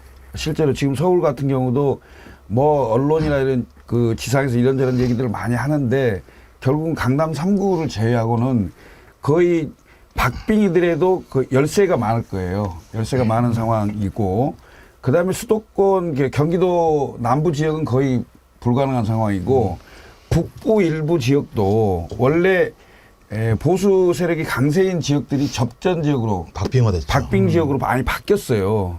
그래서 상대적으로 굉장히 더 어려운 상황이고요. 그다음에 PK가 40석인데 PK 40석 중에 낙동강 전선이 굉장히 위험하거든요. 특히 이제 부산도 뭐 수영구 등등 몇 군데가 과거 그 국민의힘이 훨씬 유리한 지역인데도 박빙 또는 박빙 열세 이런 식으로 많이 변해 있기 때문에 지난번에 103석을 했단 말이죠. 그것도 비례 19석을 더해서. 그런데 비례 19석이 안 될 가능성이 높고 지금 현재 보면. 그리고 지역구 상황 안 좋고 이런 상황에서 보면 결국은 제가 보기에는 100석이 아무리 찾아봐도 100석을 할 만한 곳이 없어요. 그리고 이제 최근에 중요한 두 가지 특징이 있는데요. 여론조사에서 박빙으로 나오거나 민주당이 지는 여론조사가 나오잖아요. 예. 그럼 엎어져요. 이제 그걸 발견하는 거죠. 유권자들이 보면서 이 지역이 이런 상황이야? 확 바뀌어요. 윤석열과 한동훈이 가는 지역은 또 제가 볼 때 다시 열세 지역화 되는 측면들이 있어요. 그러니까 이 사람들이 가는 순간 정권 심판의 상징이 되는 거고, 그다음에 정권 심판의 선거 흐름이 있는데 그 지역 여론조사가 왜 이렇게 나오지라고 얘기하면서 그 지역 자체가 바뀌는 현상이 발생한다는 측면이 분명히 있기 때문에 저는 오히려 이런 얘기들을 하고 있는 거. 그럼 골든크로스가 벌어졌다라고 얘기하는 거 뭐 자기들 말에 의하면 어떤 박빙이나 열세인 지역이 반전했다고 얘기하면 그 지역에 있는 유권자들이 어떤 사람입니까? 거기 무슨 뭐 국민의힘만 모여 있습니까? 중도층 같은 경우로 다시 또 결집하죠. 정권 심판으로. 전 그래서 어떤 형태로든지 이 국민의힘과 대통령이 반성하고 사죄하지 않으면 지금까지 했던 부분에 대해서 저는 그 지역이 박빙화 되는 순간 다시 정권 심판 어떤 유권자들의 층들이 결집하는 현상이 발생해서 이것을 복권하는 일들이 반복적으로 벌어지기 때문에 저는 국민의힘이 아무리 예를 들면 어떤 방책을 쓴다고 어떤 메시지를 쓴다고 하더라도 근본적으로 윤석열이라는 사람이 바뀌지 않으면 해결책이 없다. 그런 상황으로 가고 있다는 생각이 들어요. 말씀하신 거에 저도 동의하는데요. 그래서 윤석열 대통령 마지막으로 대국민 사과하십시오라고 보수 언론에서 조언을 한 거예요. 그것 말고는 다른 카드가 없기 때문이에요. 민심이 그만큼 안 좋다고 하는 얘기거든요. 좀 서울 지역 같은 경우에 국민의힘이 8개 지역구에서 우세하다 이렇게 얘기를 했는데 그건 지난번 총선 때하고 거의 똑같다는 얘기예요. 근데 제가 볼 때 용산에서 민주당이 이깁니다. 네, 그런 거. 민주당 용산에서 절대 질 수가 없어요. 제가 볼 때 이번에는. 그러니까 용산까지 만약에 민주당이 이기면요. 수도권에서 국민의힘이 가져갈 의석이 별로 없어요. 특히 서울에서도. 경기 지역은 국민의힘도 인정하고 있어요. 저는 강남에서 이번에 좀 이변이 일어났으면 좋겠어요. 왜냐하면 강남은 뭐 국민의힘이 태용호 갖다 꽂아도 뭐 되는 지역이다 이렇게 생각을 하지만 그래도 강남에 있는 부분들이 수준이 높고 의식이 좀 높지 않아요? 그러면 그 강남 을 지역이 그렇죠. 지금 그래서 이재명 대표가 이번에 이제 그 강남하고 서초를 갔잖아요. 그 굉장히 잘했다고 생각하는데요. 그러니까 허를 찌르는 거예요. 그러니까 민주당은 서울에서 우세야라고 하는 걸 일단 과시하는 여유를 좀 보이는 것도 있고요. 강남을 가서 확 흔들어주면은 사람들이 불안감을 느끼거든요. 특히 국민의힘 안에서 불안감을 느낄 거예요. 왜냐하면 강남을 같은 경우에는 지금 오차범위 내에 들어와 있거든요. 민주당하고 국민의힘 후보가. 그런데다가 강남을은 전현희 의원이 20대 때인가요? 이긴 적이 있어요. 그 수서 일원동이나 이런 데는 젊은 층도 많이 살고요. 또 빌라도 많고 그래가지고 그쪽이 표심이 만만치가 않아요. 그리고 홍익표 의원이 서초 을에 지금 나와 있거든요. 신동욱 전 TV조선 앵커가 그쪽으로 전략 공천을 받았잖아요. 근데 제가 볼 때는 제가 예상컨대 홍익표 의원 40% 이상 득표합니다. 지금 여론조사상으로는 뒤지는 걸로 나오지만 득표가 만약에 늘 30% 초반 겨우 나올까 말까 하는 지역이거든요. 근데 서초 을에서 만약에 홍익표 원내대표가 당선은 안 되더라도 40% 이상 득표했다 그러면요. 국민의힘이 뿌리째 확 하고 흔들리는 현상 나올 거예요. 강남조차도 국민의힘을 못 믿는다는 얘기가 나오는 데다가 선거에서 참패하잖아요. 그럼 그 타격이 훨씬 더 클 수밖에 없을 거라고 생각합니다. 말씀하신 강남 을 같은 경우가 2016년도에 7%인가 이겼어요. 전현희 후보가. 근데 이번에 보니까 2.9% 정도로 뒤지는 거예요. 그러니까 강청희 후보라고 이제 민주당 후보인데 만약 일원동에 있는 분들이 대거 투표장에 나오게 되면 상황이 어떻게 될지 모르는 상황이에요. 근데 그러면 강남을에서 그런 흐름이 있다라고 얘기하는 건 강남만 한정되는 게 아니죠. 송파, 강남, 동작까지도 다 영향을 미치는 측면들이 꽤 있기 때문에 저는 강남의 상황 자체들을 계속 예의주시해야 되는데 강남을 딱 한 번 정도 여론조사하고 끝내더라고요. 한 번 좀 더 했으면 좋겠다는 생각이 분명히 드는데 이제 할 수 없겠죠. 공표를 할 수 없으니까. 네. 좀 그렇다면 강남 지역 같은 경우도 상상외로 정권 심판의 유권자층들이 계속 좀 결집하고 있는 현상이 벌어지고 있고 당일날 어떤 투표 형태가 벌어지는지에 따라서 상당히 변동이 심할 수도 있다는 생각이 들기 때문에 우리가 좀 예의주시해서 볼 지역이라는 생각이 듭니다. 네, 기본적으로 투표율이 높을 거기 때문에 그 투표율이 높으면 야당이 유리한 거죠. 그렇죠. 기본적으로. 이번 선거는 뭐 어찌됐건 윤석열 대통령이 민주당의 선거대책위원장을 해주고 있었기 그렇죠. 때문에 딱 그거죠. 전국 각지를 돌아다니면서 선거 운동을 아주 잘하고 있더라고요. 오늘 뭐 하나 궁금하네요.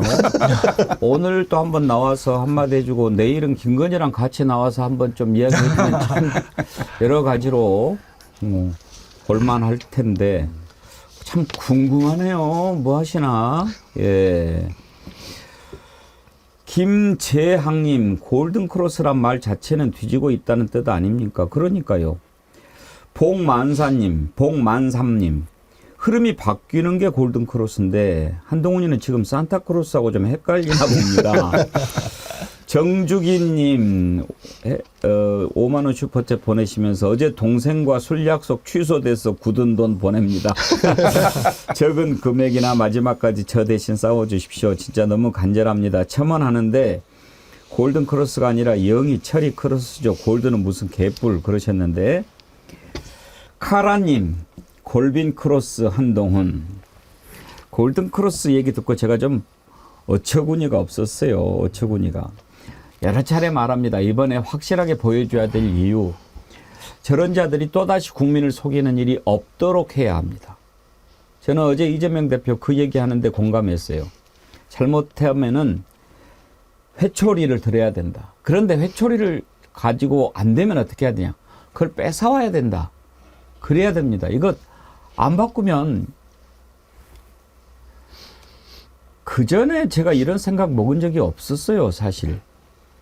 솔직히 진짜로 아이고 정말 안 되겠네. 정말 이번에 조금 야권이 좀 앞서가지고 변화를 줘야 되겠네. 이런 정도만 했지만 이거 정말 보통 문제가 아니구나. 이거 이대로 가다가는 나라가 망해버리겠구나.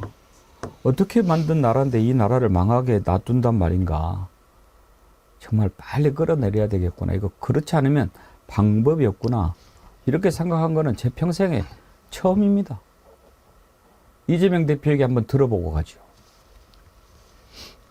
자식을 귀하게 여기면 더 엄하게 키워야 합니다.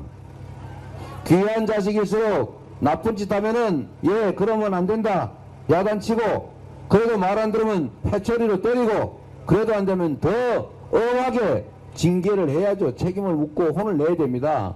그래야 똑바로 자라요. 우리가 대통령을 뽑고 국회의원 뽑고 시장, 구청장, 시의원, 구의원 뽑을 때 우리를 통치하고 지배해달라고 왕으로 뽑습니까? 우리 일을 대신해달라고, 우리 좀 더 잘 살게, 안전하게, 평화롭게 살게 해달라고, 대신 일해달라고 일꾼으로 뽑는 것 아닙니까? 그래요, 김종원 원장님. 아니, 끌어내려야죠, 잘못했으면. 아니 이미 보수층에서 예언하는 두 사람이 나왔지 않습니까? 조선일보 김대중 주필 총선 지면 하야해라 이렇게 얘기를 했었고, 나경원 후보 마찬가지 않습니까? 이번에 총선에서 민주당이 승리하게 되면 탄핵 난장판이 될 거다 이런 얘기를 했었으니까 둘 다 어떤 길로 가는지 정확히 아는 거라는 생각이 들고요. 생각을 해보십시오. 2년 동안 일관되게 나쁜 일만 해요. 그럼 냅둡니까? 이채양명주라는 이 배지가 왜 나왔습니까? 그러니까 2년 동안 내내 이런 일만 한 거 아니겠습니까? 그럼 3년 동안 내버려둬요? 이렇게 하라고? 근데 이번 선거에서 어떤 형태로 응징을 안 하면 또 예를 들어 3년 동안 이렇게 이런 일을 할 건데요. 거기다가 집안 돈 다 말아먹고 있잖아요, 지금. 경제 1.4%죠? 그러니까 경제 말아먹지, 사람들, 우리 국민들 힘들게 하지. 이런 정도의 상황이 벌어지게 되면 국민들이 회초리가 아니라 뭐라도 들어가지고 해야 되고, 아직까지도 반성하지 않고 있다면, 사과하지 않고 있다면 제가 볼 때는 김대중 주필 말대로 해야죠. 아니면 나경원 후보 말대로 해야죠. 그렇지 않으면 피곤한 사람이 누굽니까? 집안이 풍비박산나고 거기에 살고 있는 식솔들이 힘들어지는 상황이니까 제가 볼 때는 4월 10일 윤석열 대통령이 어떤 모습을, 어떤 이야기를 하는지 좀 지켜봐야 될 것 같고요. 저는 제가 볼 때 별로 별다른 일이 없을 것 같아요. 제가 볼 때 오히려 진짜 극단적인 대결 양상으로 갈 거라는 생각이 들기 때문에 그럴 때일수록 국민 여러분께서 회초리를 더 들 수 있는 표들을 끝까지 단속해서 좀 많이 주시는 것이 이 싸움에서 국민들이 승리할 수 있는 길이라는 생각이 듭니다. 지금 한다는 게 그거밖에 없어요. 이제 읍소작전하고 도대체 김준혁을 언제까지 끌고 갈 것인지. 김준혁하고 한동훈하고 지금 대통령 선거합니까? 김준혁 교수가 뭐 그렇게 뭐 문제를 있는 발언을 한 거, 그거 한번 좀 따져볼 부분들이 적지 않아요. 그 심한 말로 하자면 너네들 다 털어보면은 뭐 한 말 한가만이나 나올걸요?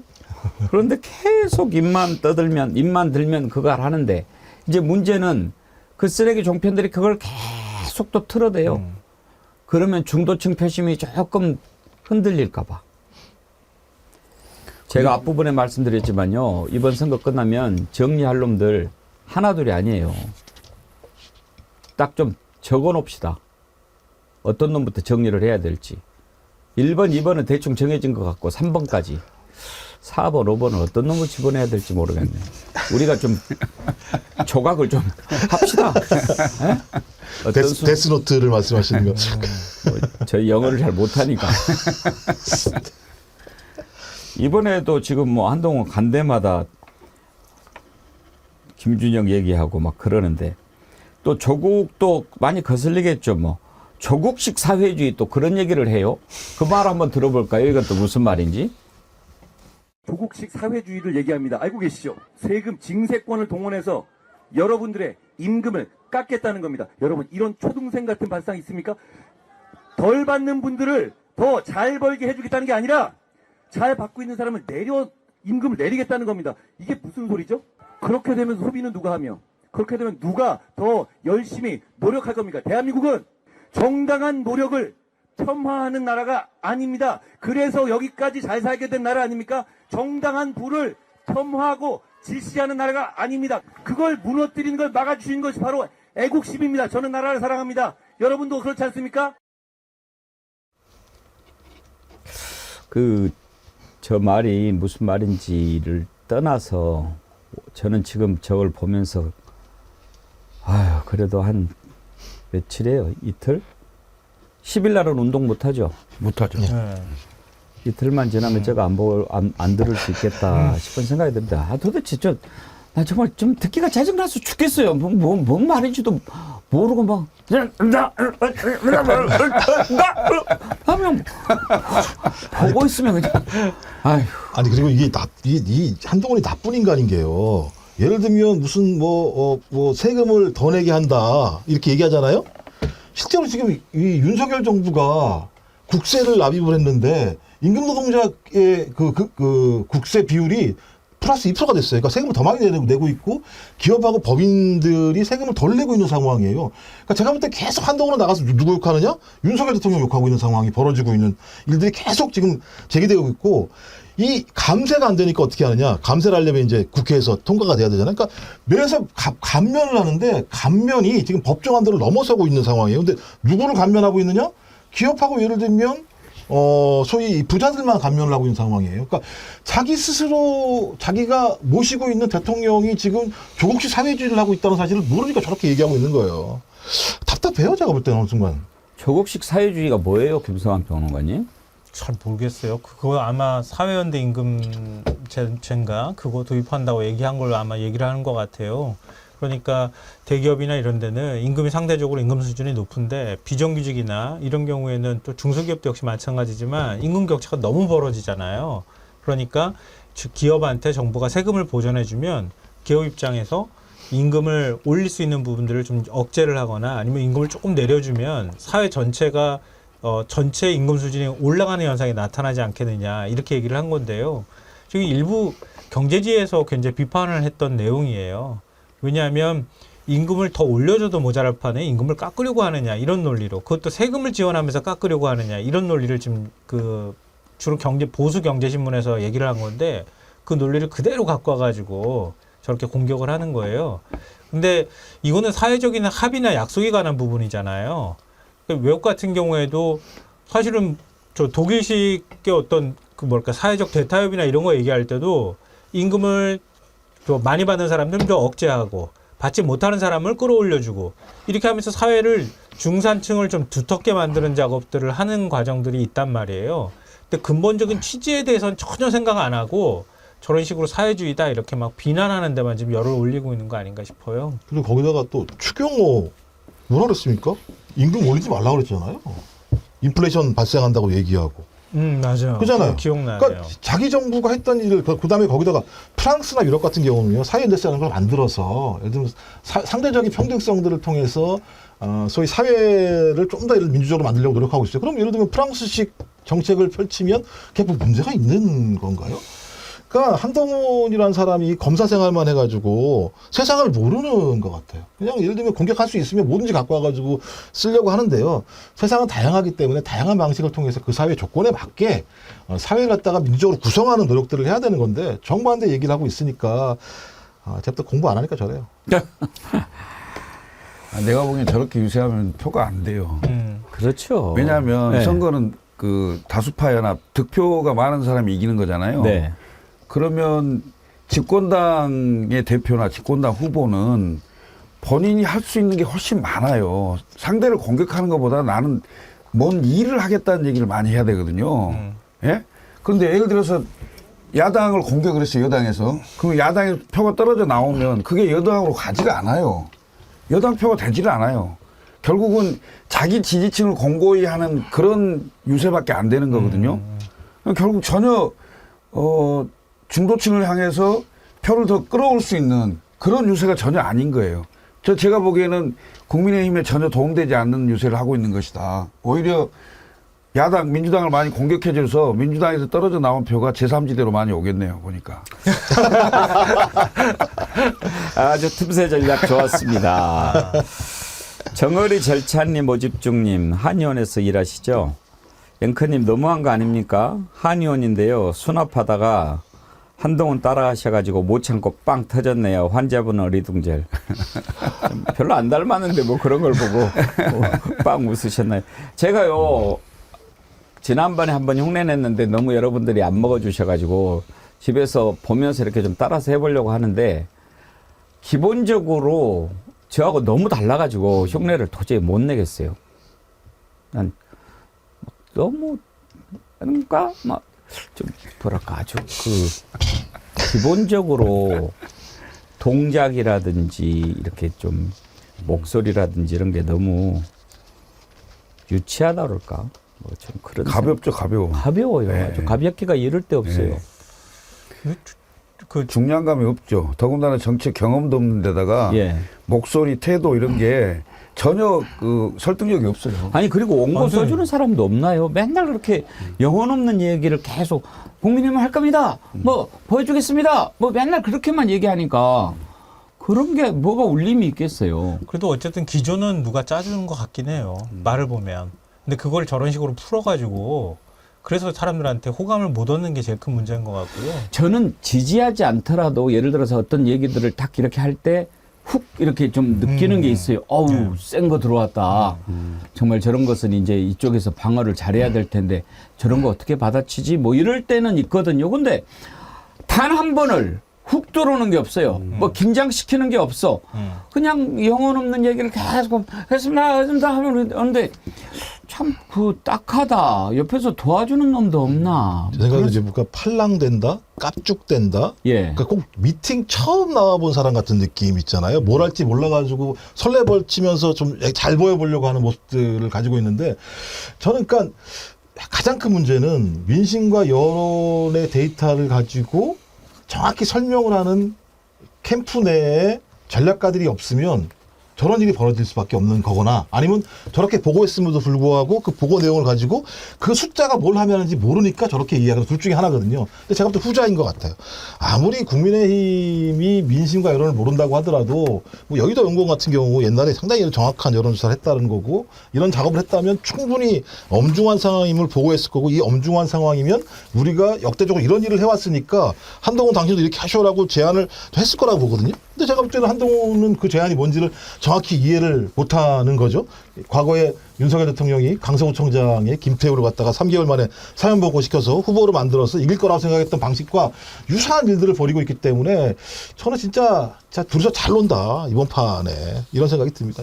인성도 안 좋은 게 그 영상을 오늘 좀 찾았으면 보여드리려고 그랬는데 그 주말에 그게 좀 상당히 화제가 됐다고 그러더라고요. 어디 유세 가가지고 그 두 후보 어깨를 확 누르고 올라가가지고 뭐 유세를 했다고 그게 뭐 많이 돌아다닌다고 하더라고요. 글쎄 영상은 못 봤는데요. 저는 한동훈 위원장이 연설하는 거 보면요. 공부를 하는 그러니까 정치를 공부하듯 하는구나 이런 생각을 해요. 나는 공부 안 한 티가 난다. 그러니까 자기 머릿속으로 정치를 해도 된다고 생각하는 거죠. 착각하는 거죠. 공부하는 놈이 저렇게 하겠어요? 우리가 아무리 조그마한 동창회 모임이든 친구 모임이든요. 한 5명만 모이면요. 다 말 안 듣고 자기 멋대로 하려고 하고 뭐 하면 불만이 나오고 다 하거든요. 정치는 그거를 하나의 의견으로 만드는 거기 때문에 정말 힘든 거잖아요.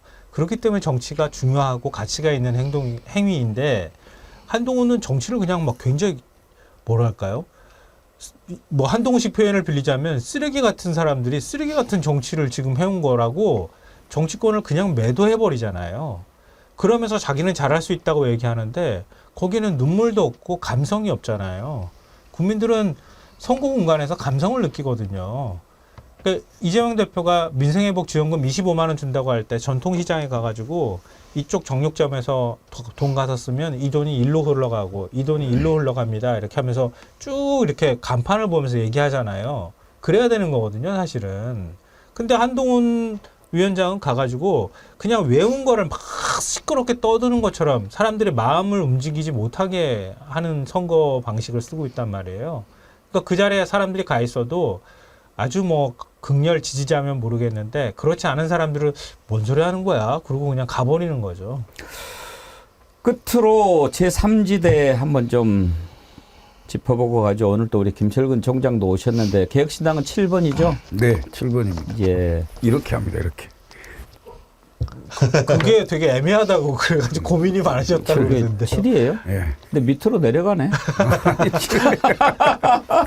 이게 그 남양주 갑에 출마한 조홍천 의원 있잖아요. 예. 조홍천 의원이 그 인스타그램에 그 영상을 하나 올렸는데 그 예. 영상이 한 500만 뷰 정도 돼요. 그래갖고 중학생들하고 엄청 친하게 지내거든요. 근데 그 중학생들이 이러고 다니는 거예요.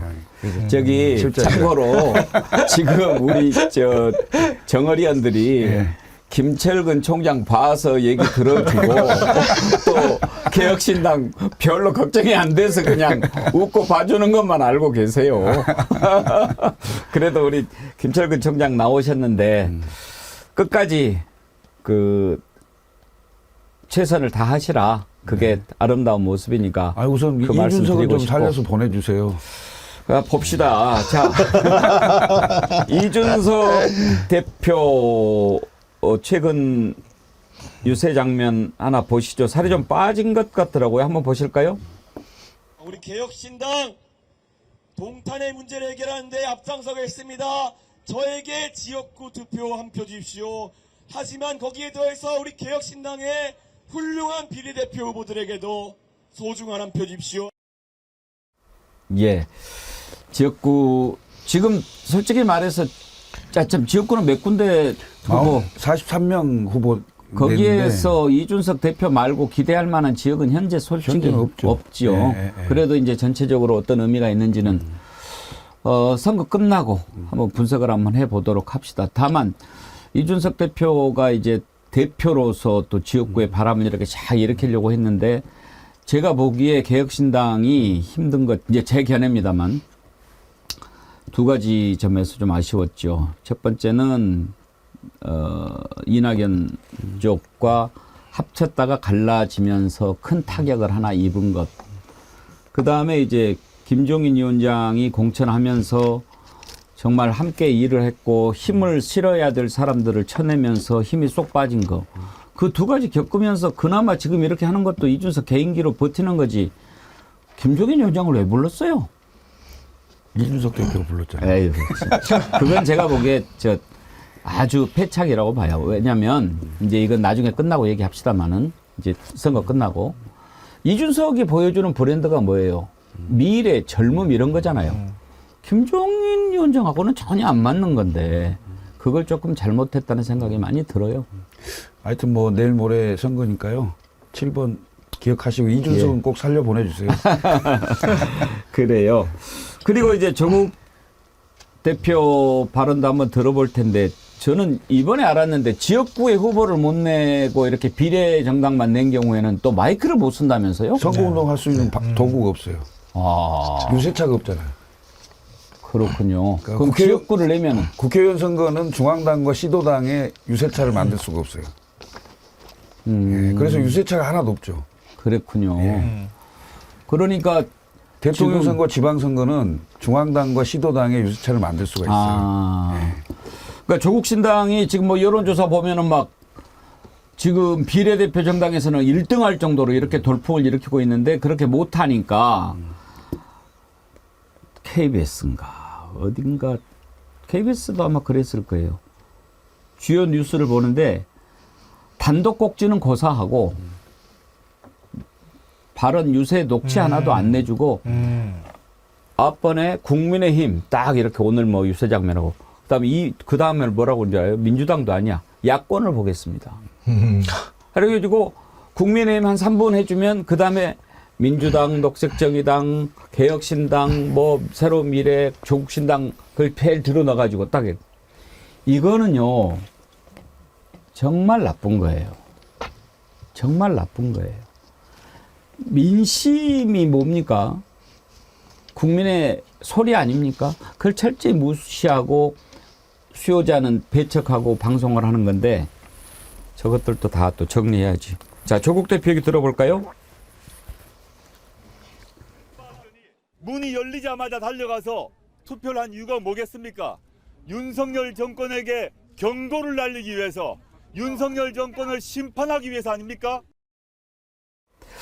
이번에 조국 신당이 또 얼마나 지지를 받느냐도 상당히 좀 지켜볼 만한 대목이지요. 김성환 평론가, 자관 이번에 범야권 세력이 선거 끝나고 한번 전체적으로 한 가지 목표를 위해서 합쳐질 그런 가능성 좀 있다고 봐야 되지 않을까요? 아, 하나의 정당으로요? 아니, 그런 건 정당이 아니겠죠? 아니고 네. 하나의 목표를 향해서. 아, 그렇죠. 그거는 뭐 자연스럽게 그렇게 될 가능성이 높아 보입니다. 그러니까 뭐 민주당 한 곳만의 문제가 아니라 윤석열 대통령의 저렇게 일종의 독재에 가까운, 그러니까 자기만의 방식으로 타협하지 않고 통합하지, 그 국민들하고 화합하거나 소통하지 않는 이런 방식의 정치를 못 보겠다는 거잖아요. 지금 민의가. 그걸 야당들이 모를 리가 없을 거고요. 결국은 한 목소리를 내려고 노력할 거라고 생각해요. 근데 지금 이제 제3지대의 존재감이 상대적으로 좀 약해서 그게 좀 그렇긴 하지만 어찌됐든 조국혁신당이나 뭐 민주당의 그 민주연합을 통해 가지고 진보당이나 이렇게 해서 의석이 들어가는, 그러니까 원내 정당이 되는 곳들이 같이 하나로 뭔가 연대를 만들 가능성? 그러니까 만약에 민주당하고 함께 하지 않더라도 야권이 또 다른 어떤 원내 교섭단체를 만들려고 하는 노력을 저는 틀림없이 할 거라고 생각합니다. 그리고 민주당하고 보조를 맞추는 작업들을 할 거라고 봅니다.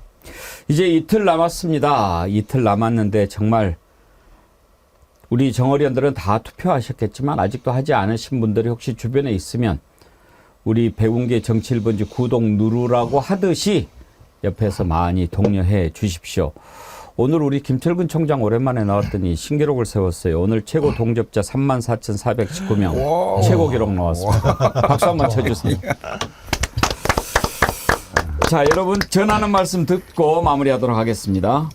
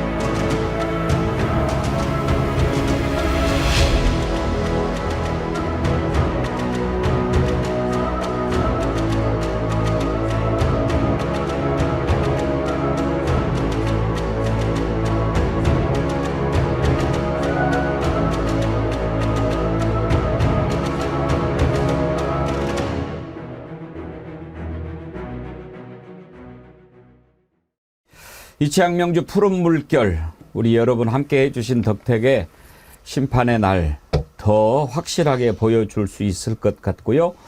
냉동 암꽃게 그동안 많이 사랑해 주셨는데 오늘 소개가 마지막이 될 것 같습니다. 4월 10일 총선날 택배사가 쉰대요. 그래서 총선 전에 오늘이 마지막 발송이라고 하니까요. 제가 추천하는 상품 아직 구매 못하신 분들 서둘러 주시고요.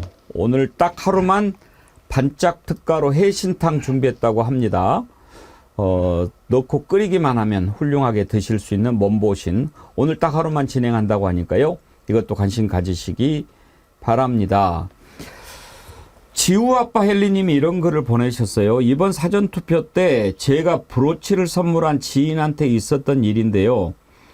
이 브로치를 차고 투표하러 가니까 특정 정당 관련 착용 안 된다고 해서 전혀 민주당과 관련 없는 브로치다라고 신경전 벌이다가 투표했다고 합니다. 대파 가지고도 못 갔다더니 투표장도 공작이 큰가 봅니다. 10일 투표하시는 분들 꼭 브로치 차고 가주세요. 우리의 강인함을 더 보여줍시다. 아니 김성환 평론가 이거 무슨 상관이 있는 거죠?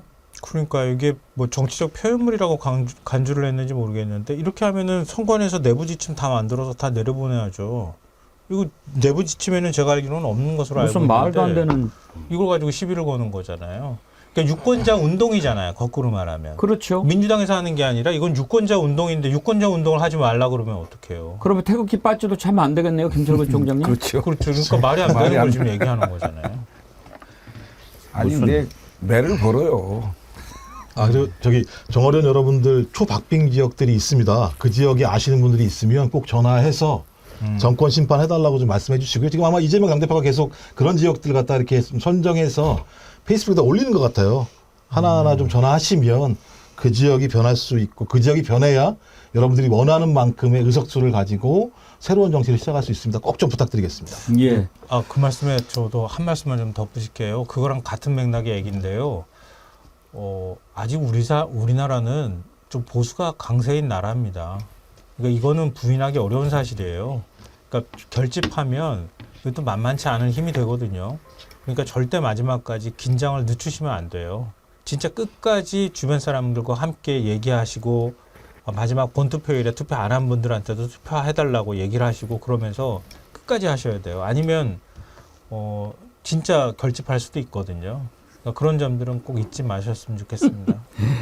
보수형님 TV가 그런 걸 주셨네요. 너희들도 이채양 명조 아는구나. 예, 아유 참 부끄럽습니다. 부끄러워요. 왜들 그러는지. 세 분만 더 댓글 소개해드리고 마치겠습니다. 참고로요, 오늘도 제가 댓글 읽어드린 분들 다 선물 드리도록 하겠습니다. 우리 주소로, 이메일 주소로 남겨주시기 바랍니다.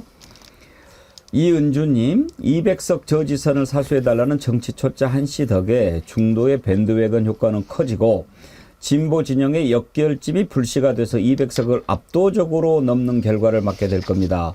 최종심까지 이 기세, 이 기운으로 몰아붙여서 반드시 민초의 저력을 보여줍시다. 산지기님, 사람에게 충성 안 한다더만 딱 한 여자한테만 충성하잖아요. 이 사태를 어쩔 거니, 그 여자를 어쩔 거니 그러셨고요. 야누스님, 정치 1번지로 오행시 만들어서 보내주셨는데 오랜만에 나오신 김철근 총장님이 운 한번 떼주세요. 정말이지 도저히 참을 수가 없습니다. 치사하고 안 입고 와서 1일 후면 한동훈 비대위원장 거룩하신 생신일이라고 홍보하고 다니는 종편들. 번번이 국민들에게 실망만 주더니 지버릇 개 못 주는 모양입니다. 예. 만나서 반가웠고요. 감사합니다. 끝까지 건강 잘 지키시고 선거 끝나고 반성할 준비 잘 해가지고 오세요. 감사합니다. 반성할 부분은 반성해야죠. 저는 이번에 개혁신당이 뭔가를 보여줄 수 있을 거라고 기대했는데 그 기대에 못 미친 건 나름대로 이제 분석을 한 게 있어요. 근데 이제 선거 기간이라서 제가 그 분석은 참고 끝나고 우리가 한번 좀 차분하게 짚어보도록 합시다. 감사합니다. 오늘 함께해 주신 세 분 패널 수고하셨습니다. 감사합니다. 감사합니다. 여러분 내일 오전 11시에 다시 뵙겠습니다. 제가 요즘 밀고 있는 거 있죠? 여러분 하면은 함께 갑시다 하는 겁니다. 여러분 함께 갑시다.